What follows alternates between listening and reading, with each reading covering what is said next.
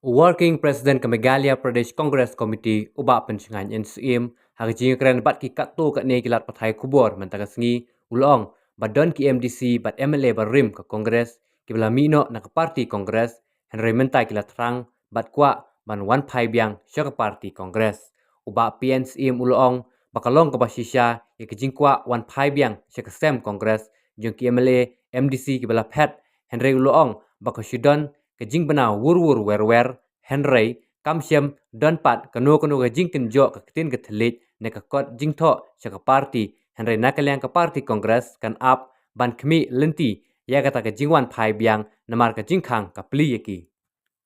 Ika jing shisha ngatai babun ki susu hi kata ki osngo hi kata bagi babun ki perlok MLA ki bala mi no na ka parti kadon ki jing kwa jung ki bangan pai biang tangan rei ka chlong bahadu menta impat yo kanu ka jing ong na kaleng jung ki officially ada ka jing tho de da tin jing nang ap hi kata bala ka jung por na kaleng dongi ka Meghalaya Pradesh Congress Committee ila constitute ya ka Meghalaya Pradesh Congress Core Committee. Pada saya ka next meeting jong ka core committee in discuss ya kani ka benta ka ide ba ka jing snow jong ki babun balang dengan phai biang kenang bang in adopt some method ba kumnu bangila ban wanda ben ki saka party wa dan kan kesan la pau cepi ya madu mentang yang padio kan kunu kata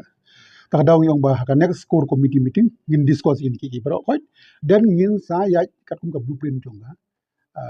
party ka jong yung dan ki bon ki pau pajak beras tambalong kawet nomor ba lambat ba isang pala presiden Ading siya kata kam day banlong kumta. Namar ka parti kam syong tang ho presiden. Ka syong lang haki office berar jong ka parti. Kumbangaw nga di working president, i Madam Deborah, i working president, i Don ki general secretary. Kadi ka collective responsibility jong i. Dengan suhu kita ki perlo kalong lara kumnu nuru naipej tang yo we armut, pej ya ka parti barak kowe,